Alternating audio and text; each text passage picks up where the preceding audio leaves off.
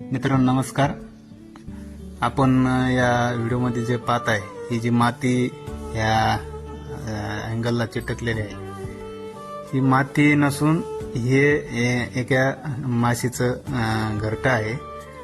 हे अशा पद्धतीने ती ओला चिखल असा तोंडात धरून ती अशा पद्धतीने या अँगलला चिटकवत असते आणि त्यामध्ये तिचे जे अंडे आहेत ते अंडे घालून ती असं तिचं दार जे आहे ते पूर्णपणे बंद करत असते आणि त्यामध्ये सुरवंट आळी आहे. त्या आळी एक दोन आळीला दंश करून बेशुद्ध करून ती त्या या कोशा तिच्या घरट्यामध्ये पण ठेवत असते, म्हणजे जेणेकरून ज्यावेळेस ते अंडे जे दिलेले आहेत त्या अंड्यातून ज्यावेळेस पिल्लं बाहेर निघतील किंवा जे माशा बाहेर निघतील त्या माशा त्या सुरवंटाचा भक्ष्य करतील ह्या उद्देशाने त्यामध्ये ती आळी टाकत असते आणि असं पूर्णपणे दार बंद करून ती निघून गेलेली असते.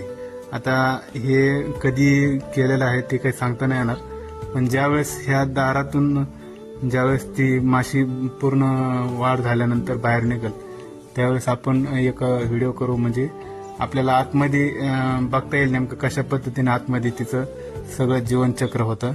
कारण आता हे दार बंद आहे, कारण त्याच्यामध्ये सध्या अंडी असेल किंवा कोश असेल, त्यामुळे आपण त्याला सध्या तरी काही करणार नाहीत.